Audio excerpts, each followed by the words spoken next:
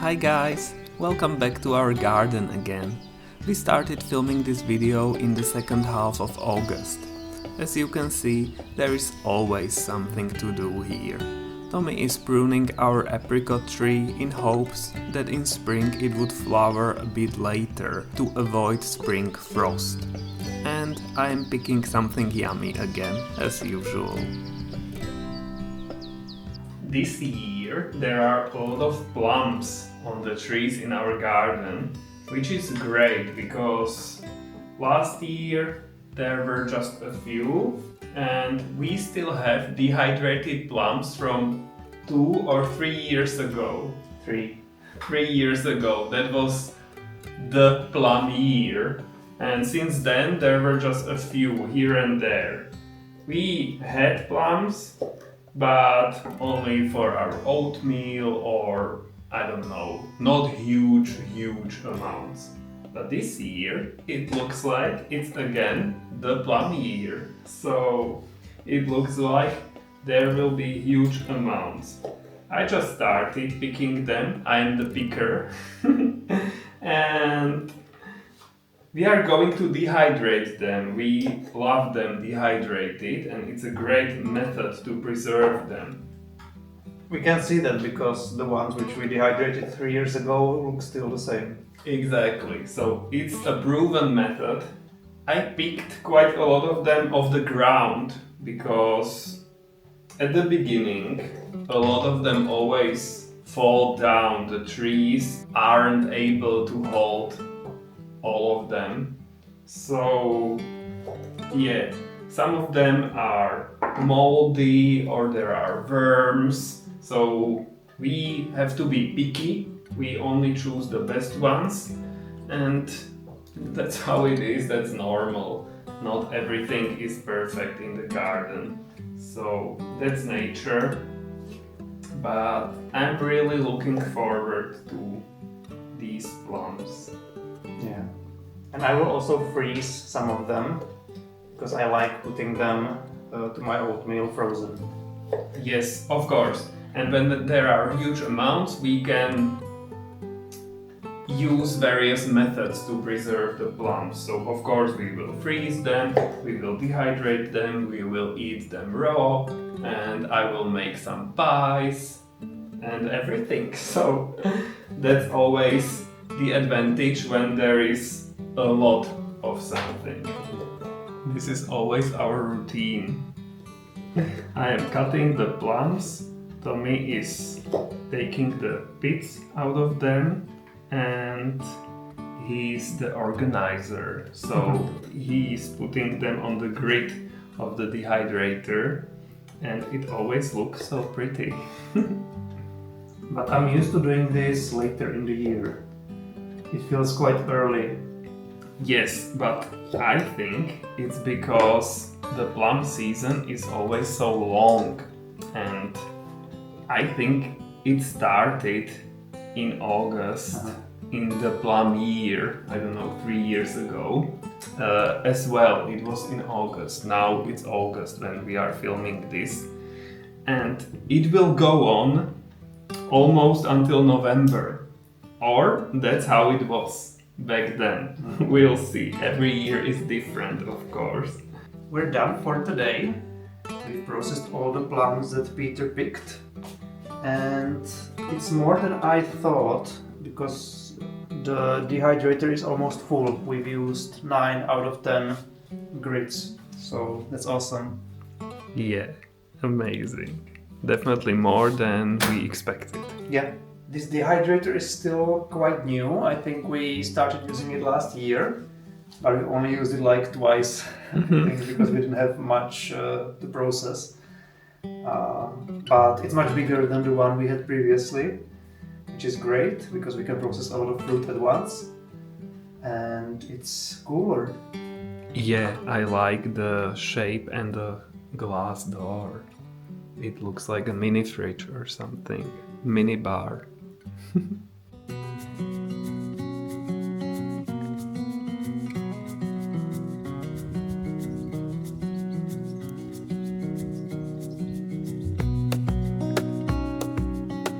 I'm picking tomatoes again.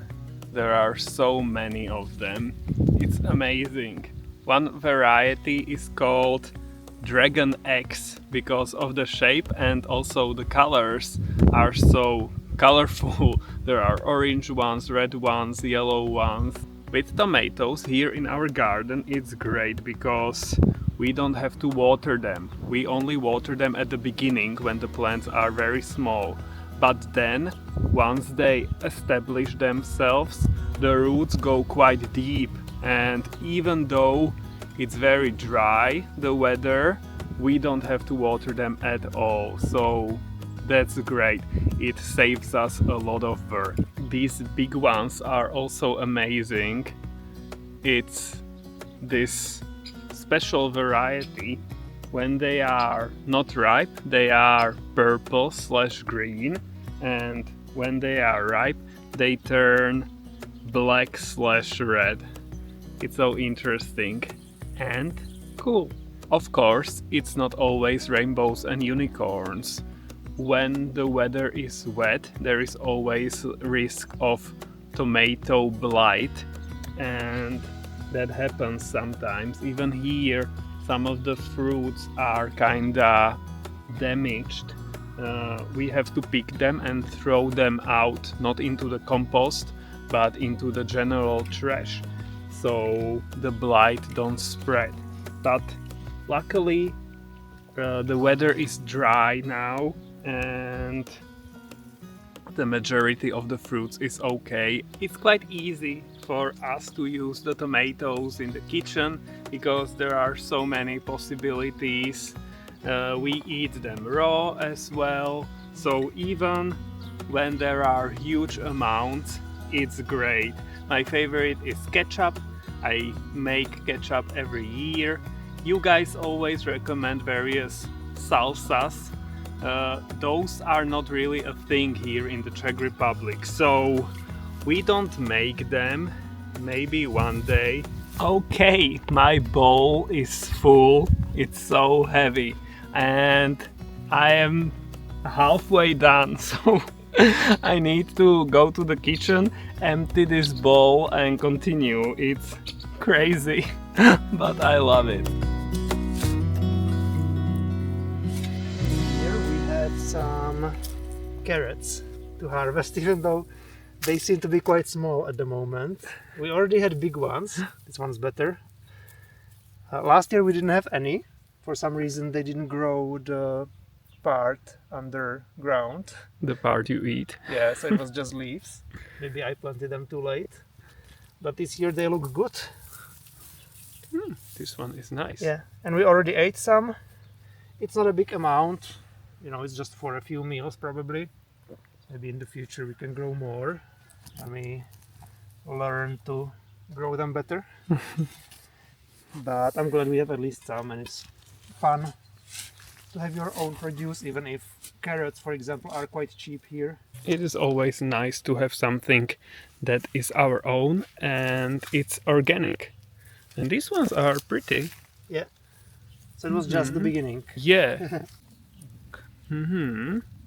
It looks nice, I think.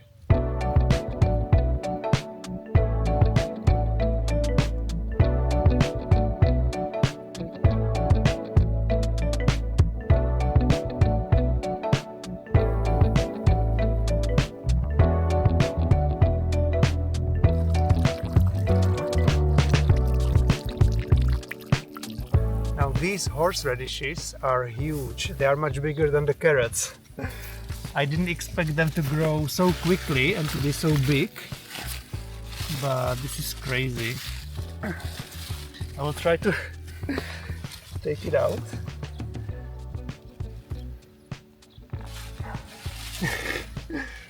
Wow, that is huge. Yeah. Oh my god. They are a bit or quite hot, so it's not good to eat them raw without anything else, just like that, because your mouth will be on fire. But if you eat them with bread or some pastry, then it's delicious. They are very juicy, very tasty. Yeah. So this row is a very big success. Yeah. We only harvested garlics here like 2 months ago or something, so I Mhm. wanted to reuse the space. Yeah, and sometimes I lacto-ferment these ones, and they are delicious that way as well. Speaking of lacto-fermentation, some time ago I filmed how I do it with cucumbers. It would be the same with these horseradishes or with carrots, for example. So let's take a look. I just harvested a lot of these cucumbers for pickling, you know, these small ones. We have a lot of them. And I've been lacto-fermenting them. Here I just finished the previous batch. And my method is in a French press. Of course, I have to be weird, but over time I discovered this is the easiest method for me, in the French press. And I just moved the previous batch of cucumbers from the French press into this jar, so the French press is empty and I can start a new batch. So I thought I can show you how I do that. The camera should follow me, so I will do these weird poses so you can see something. The first step is to cut the cucumbers into smaller pieces. Usually I cut them in half like this through the longer side, and one more time. So I now have these pieces like this. And now I will put the little cucumbers here in the French press like this. Very easy. So they are mostly standing, and I tried to put as many there as I could. Now I'm going to create brine, you know, salty water. It should be 2% solution. So if you have, for example, 1 liter of water, you would add 20 grams of salt. The salt should be something without additives. Here I have Himalaya salt. I already measured the amount, so I'm just going to put the salt here in the water and stir it. So here I have the brine, the salty water. I repeat, 2% solution. Now I will just pour the water here in the French press. So all the pickles are submerged. Quite a lot of water. And now I'm just going to put this here and press. So all the pickles remain submerged. That's the main focus, the main point, the main goal of lacto-fermenting. All the veggies, you can do this with other veggies as well. I have tried, for example, carrots or radishes, and everything must stay submerged. No floating. Otherwise, it could get moldy. Mold would appear and then it would be over.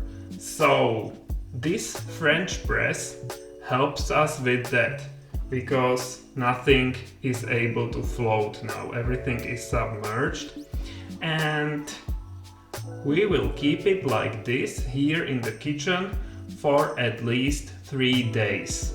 The good bacteria will appear there and they will start fermenting the cucumbers, and then after 3 days you can start tasting. The process is almost never finished. The more days you have it here, the intense the flavor will be. So my previous batch, I moved it to the jar here, and I will put it in the fridge after 5 days. And in the fridge the fermentation will not completely stop, but it would be very slowed down.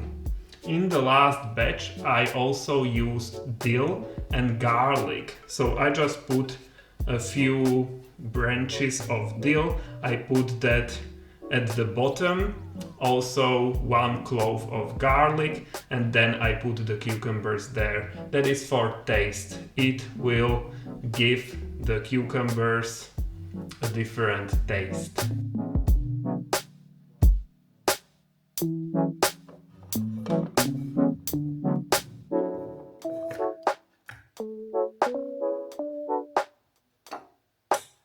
Five days later, the pickles look like this, and the taste is very pleasant, quite intense. After 3 days, for example, it was blander than now. So every day the taste is more interesting and more intense. If you haven't heard of lacto-fermentation before, it is something completely different to when you have pickled cucumbers, pickles, because normally you just put them in vinegar and you add salt or sugar and you sterilize them. But here we just put them in the salty water and the bacteria will take care of everything. With normal pickles there is no process of bacteria fermenting the cucumbers, and the bacteria are very healthy for your gut. The cucumbers are easier to digest, or other veggies, if you use other veggies, easier to digest, and overall it should be very good for you. So yeah, I've been doing it this way.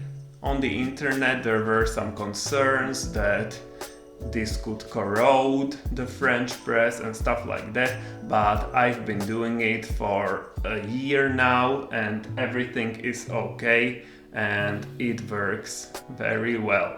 Once the fermentation starts, the bacteria will work on the vegetables, and as a result CO2 will be released.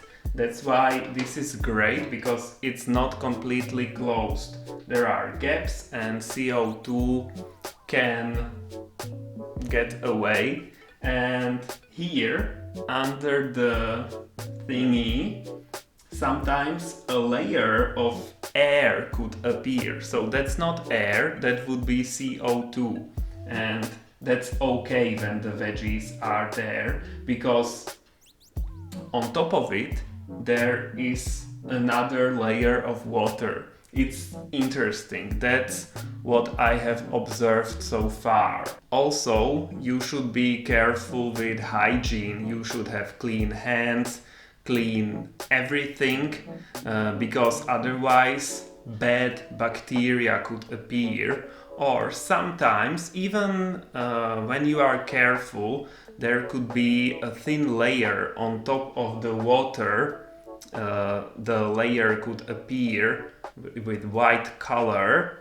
But here in the French press we could just pull it out, the top part, then clean it under water, flowing water, and then we will put it back, and that way we can get rid of the layer that could start appearing. So watch it every day. The brine will get murky, like murky water. It won't be clear. Here you can see the finished result. And then after 3 days you can start tasting, and if it's up to your taste, you can stop the fermentation and just enjoy the finished product. We kept the plums dehydrating overnight for 12 hours on 60 degrees Celsius, and then I let them cool down so that I could inspect them. and the smaller ones, the smaller pieces were already done. So I put them here in this jar.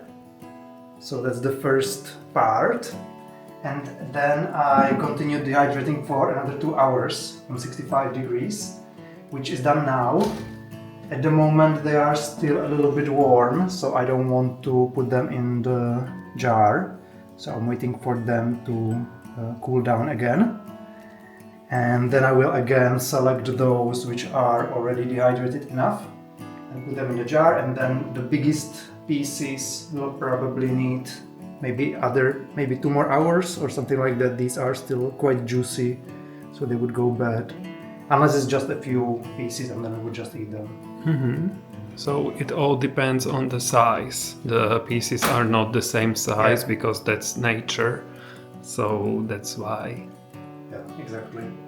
But I like that we can do so many at once, and because I remember 3 years ago when we had a small dehydrator and we had a lot of plums, we had to basically dehydrate every night a new batch, and we kept going like I think we did like 20 or 30 batches, and now we can do it in just a few. Yeah, and we will. This will repeat definitely more times. We'll see how many.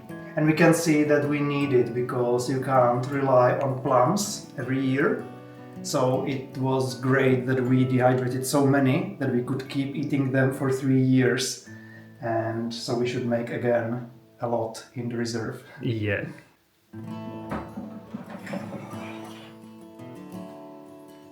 At the end, this is the amount from one go. So that's quite a lot. It's like 2/3 full. That's very nice. And there were only 3 pieces which I thought were still a little bit watery. So I didn't want to put them in so that the whole batch wouldn't go bad. Yeah, they were too juicy. And I ate one, that's why you can only see 2. Yeah, Tommy enjoyed it very much. Was it great? Sweet? Yeah, delicious. Less water. You are so lit up with the lamp. Exactly. My saint Tommy. These berries are hybrids between rowan berries and chokeberries. They are this dark pink color, not very visible here, and the taste is kinda not good. But we have a lot of space, so why not have them? This is one of the first shrubs we planted 4 years ago. So it's nice to have something different, but I definitely wouldn't recommend these ones if you have a choice and not enough space. These ones are not very tasty.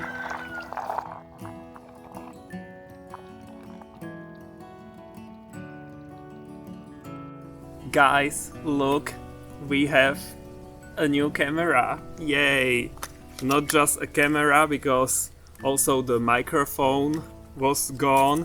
So a new microphone, a new camera, and a new cover. That's great. So we wanted to thank you for all your contributions and donations, and we are very, very grateful. We were really positively surprised by the support you gave us. We didn't expect that, so that's amazing. Yeah, so, oh my god, guys, thank you, thank you, thank you. You are amazing, and we are so happy that we have the camera and we can film nice videos again. In the meantime, we were filming on the old camera, so we had filmed a lot until we bought this one, so the footage in the videos will be mixed or from the old camera, but now we have this, and it's a very nice camera for us. It has this thingy, it's called a gimbal, and it's great for when you walk because it stabilizes the footage, and we move a lot in our videos, so that's great. And we can also put it on a tripod, and this gimbal, the head, can follow us. It can turn on its own, so that's like magic. And yeah, it's cool. So this is great for us, and many thanks again.